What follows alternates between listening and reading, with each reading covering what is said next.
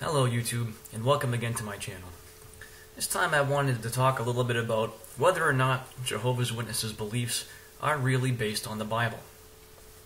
Jehovah's Witnesses teach that they are the only true religion, and that all of their beliefs are in fact based firmly on the Bible. They teach that Charles Taze Russell restored the form of Christianity that was lost since roughly the 1st century. How does this claim, or these claims, hold up to scrutiny? Well, let's look at some of their teachings. They teach that the 7 Gentile times ended in 1914, at which time Christ came to kingdom power. This teaching is based on Matthew 24, where Jesus talks about the times of the Gentiles, Jerusalem being trampled on for the times of the Gentiles, and they believe that he was referring to Daniel chapter 4, in which Nebuchadnezzar had a dream whereby he was going to go crazy for 7 times. They then interpret those 7 times to be what Jesus is talking about. They assume them to be lunar years.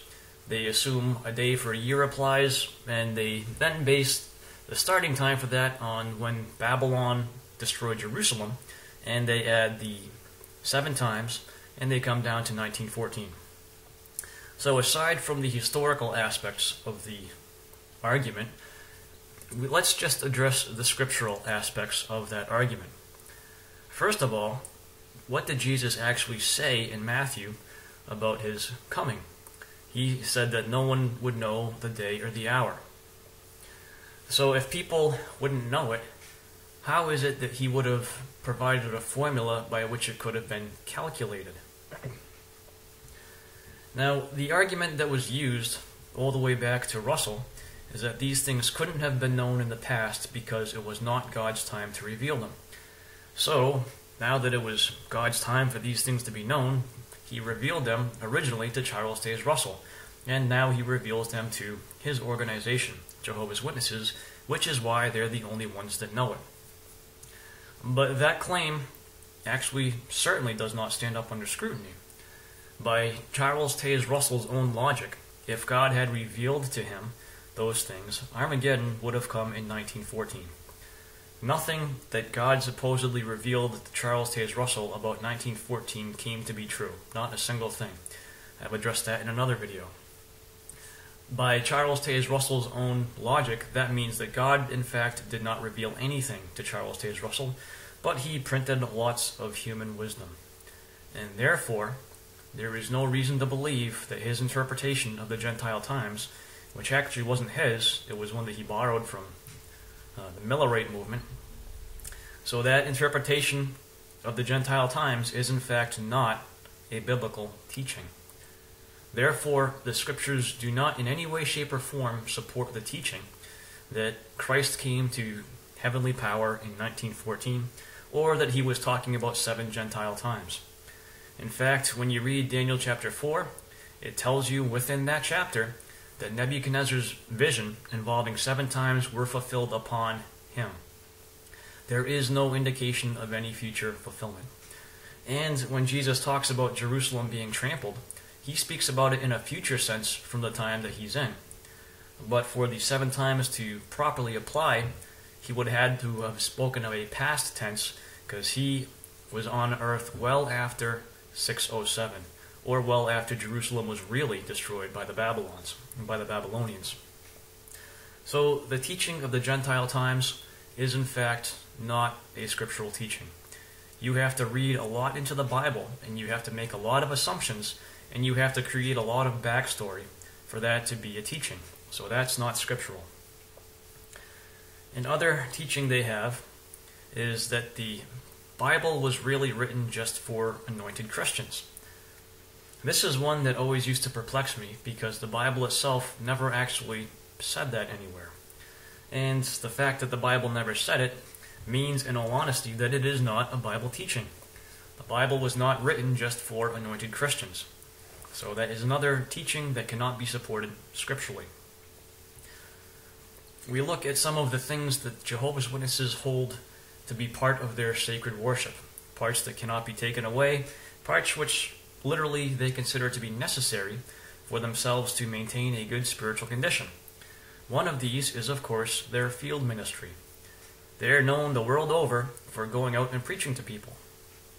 Now, there's nothing wrong with preaching in and of itself, and there's nothing specifically wrong with going door-to-door preaching.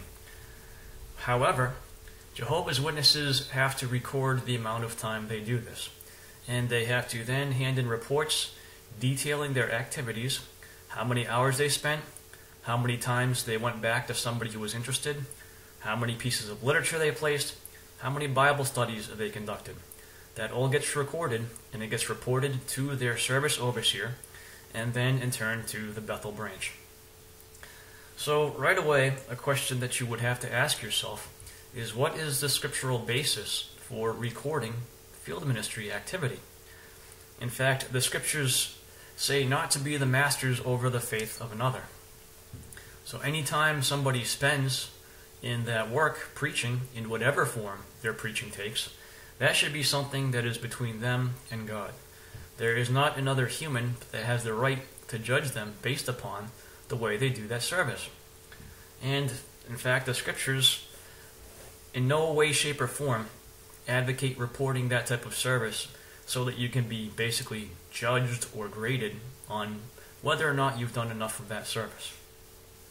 So that is another instance whereby Jehovah's Witnesses have gone beyond what is in print, and they teach something that's not in the Bible. Now, I remember Jehovah's Witnesses like to argue against the Trinity by saying the word Trinity is not even in the Bible. It was a source of pride for them that they didn't believe something that was not specifically taught in the Bible. But if we take that same argument, we can also apply it to them. The term governing body is not found in the Bible. In fact, the concept of a governing body is also not found in the Bible. They base their teaching of a governing body on the account in Acts 14 and 15, whereby a council was assembled to resolve an issue that had arisen because a teacher from Jerusalem went to Antioch and started saying it was necessary to be circumcised. But if you actually look at the nature of that council, it was not just a couple of older men. It was a large group of people that discussed it, and when they came to a resolution, the entire congregation favored sending a letter basically apologizing for what had happened and straightening the matter. And on top of this, if you look at Paul's ministry, in the first 2 chapters of Galatians, he goes out of his way to make it obvious that he never considered Jerusalem to be an authority.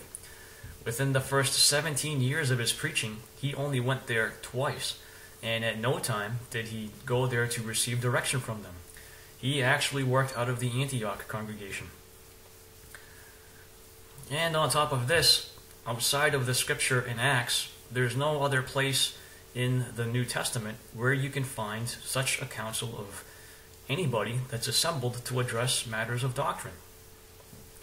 So the teaching of the governing body falls flat and lacks scriptural support. So we're seeing that despite the fact that Jehovah's Witnesses like to say that their teachings come directly from the Bible, the reality is that that is not the case. In fact, another cornerstone teaching of Jehovah's Witnesses, they believe that they have the truth because to them their light keeps getting brighter. What that really means is that their doctrine is continually changing. If you look back at old literature, you'll be able to tell the differences in the doctrine. For example, I've discussed the changes of the teaching about the generation, which basically, now the current teaching now makes the word generation virtually meaningless. Overlapping generations totally goes against what the word would have to mean. But they believe that since their teachings keep changing, that this means that God is giving them new light. But that understanding is based on taking a scripture in Proverbs out of context. I believe that's Proverbs 4:18, where it talks about the light getting brighter for the righteous one. But if you read that scripture in its immediate context, it's obvious that what it's talking about is that a righteous person will fare better in life than a bad or a wicked person, or an unrighteous person. It has no application to changing doctrines that are issued by God to his people. So the doctrine of increasing light is another doctrine that is in fact not scriptural. When you actually analyze the entire teachings of Jehovah's Witnesses, you begin to realize that the reason that they put so much emphasis on their literature is because without their literature, you would never arrive at their teachings. That's because they are not to be found in the Bible for the most part. There are teachings they have that are in the Bible, but the bulk of what they actually teach is not truly found in the Bible. They have to go around and cherry pick a verse here and a verse there and string them together to construct their teachings. That, however, is not the correct way to read the Bible. Imagine if you were to do that with another reference work, perhaps an encyclopedia. You could pick a paragraph here and a paragraph there and use it to say things are true that are blatantly not true.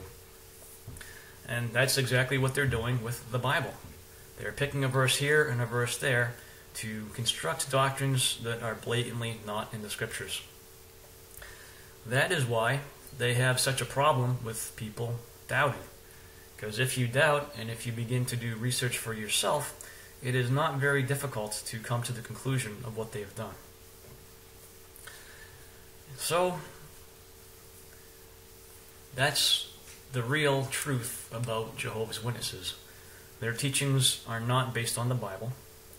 Charles Taze Russell never restored first century Christianity.